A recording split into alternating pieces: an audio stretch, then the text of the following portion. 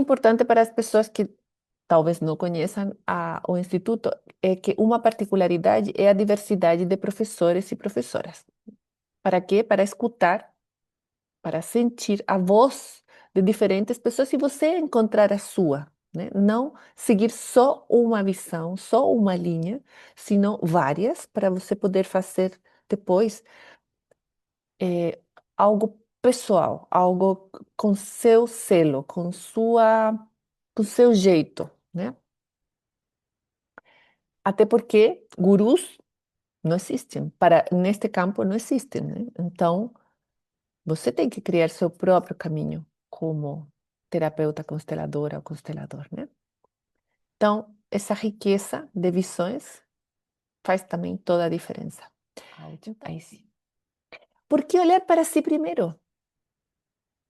E aí vem esse, que já falamos, né? Esse exemplo da máscara de oxigênio, né? Em caso de pressurização, coloque a máscara de oxigênio em si mesmo ou em si mesma antes de ajudar o outro, né? Essa a gente sempre escuta quando estamos, por exemplo, num avião. E essa metáfora descreve o que é ser terapeuta. Assim, sem mais. Não é egoísmo cuidar-se primeiro, é responsabilidade. Ser terapeuta envolve uma responsabilidade muito grande. Ao mesmo tempo, uma honra incrível e um prazer também maravilhoso, né? Mas, sobretudo, é responsabilidade. Eu conheço muitas pessoas que sentem que uma parte de si está contraída, se contrai quando pensam em colocar primeiro a máscara em si e não na outra pessoa, por exemplo, numa criança, ou uma pessoa idosa ou que tenha alguma eh, dificuldade, né? Porque a gente aprendeu assim, primeiro o outro, né? E depois a gente. Só que se a gente faz isso, por exemplo, nesse caso do avião ou de terapia, o, o prejuízo recai sobre a outra pessoa e não sobre a gente. Ou seja, também recai, mas aí ninguém ganha. É isso que eu quero dizer, quero chegar nesse ponto. Ninguém ganha. Então, a responsabilidade. Um terapeuta ou uma terapeuta que não respira o próprio oxigênio interior acaba sufocando junto com a outra pessoa. Isso pode acontecer na terapia, também na constelação. Então, precisamos, se somos terapeutas, precisamos estar inteiros, inteiras, para sustentar a dor da pessoa que busca ajuda. É fácil estar inteiro ou inteira? Às vezes precisamos primeiro nos recolher para poder nos expandir. Esse é o ponto, né? Hum, Se a gente não está inteira ou inteiro, então se torna uma troca de carências, que pode deixar contente todo mundo, mas não é efetivo para a cura. Esse é o ponto. Por quê? Porque a cura acontece também através da pessoa do terapeuta. Nós, como terapeutas, somos uma das ferramentas mais importantes. Ou seja, por que esclareço isso? Tá linda. Embora a gente tenha falado sobre isso sempre, né? É porque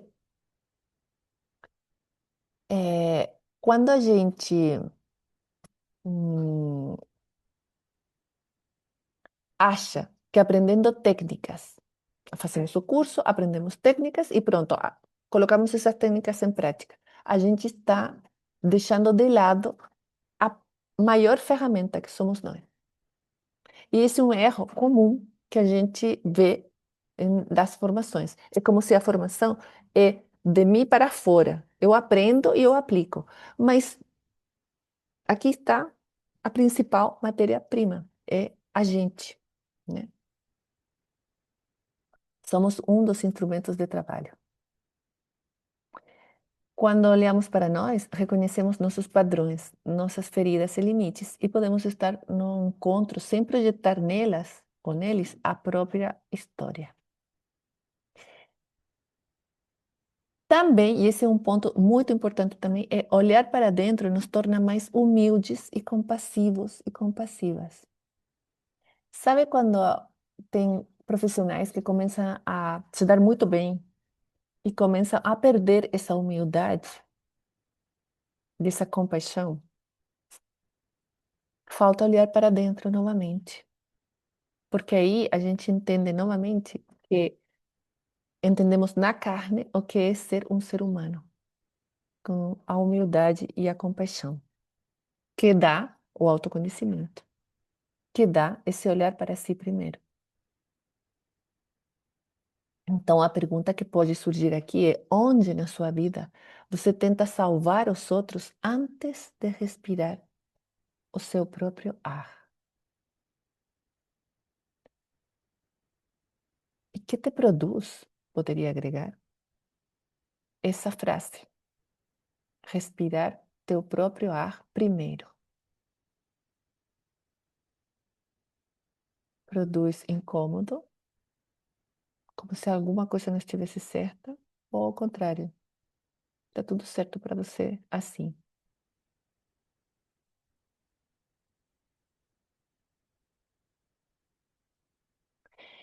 Vamos entrar as feridas pessoais como portais. Você conhece sua ferida? Essa ferida da infância que te acompanha, são 5 as feridas, né? Eh, a gente provavelmente tem as 5, mas geralmente a gente tem uma ferida que é predominante, que é protagonista e que seriam como os óculos pelos quais você se relaciona na vida, pelos quais você olha a vida. E assim como os óculos às vezes estão embaçados e a gente não vê muito bem, a gente pode limpar esses óculos e ver nitidamente, né? Então, as feridas não são obstáculos no caminho do terapeuta, são o próprio caminho. Imagina a importância, são o próprio caminho.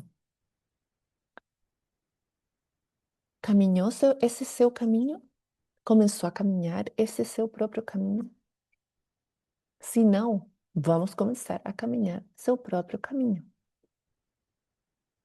Porque isso que te feriu profundamente é também o que te torna capaz de compreender a dor alheia. Te conecta com a compaixão, te conecta com a humildade, te conecta com ser um ser humano,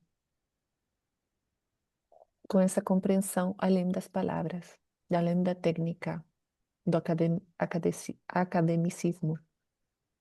Esse é entender o que é ser um ser humano, né? Liz Bourbeau descreve as 5 feridas da infância, né? Como a gente já falou, são 5: Chama ali. rejeição, abandono, humilhação, traição e injustiça.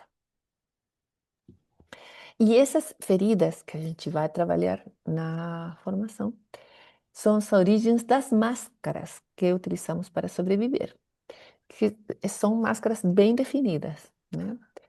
Que em algum momento foram a estratégia de supervivência ou de sobrevivência, mas que agora pode ser que já não façam tanto sentido. Dani, Diga. tem um pontinho aqui que você falou, olha, nossas feridas são um veículo que nos levam a compreender o outro. É verdade. Nossas feridas nos moldaram. É verdade. As nossas feridas deram o tom, o acorde, né, lá maior da nossa infância, ou mi menor, ou sétima reduzida.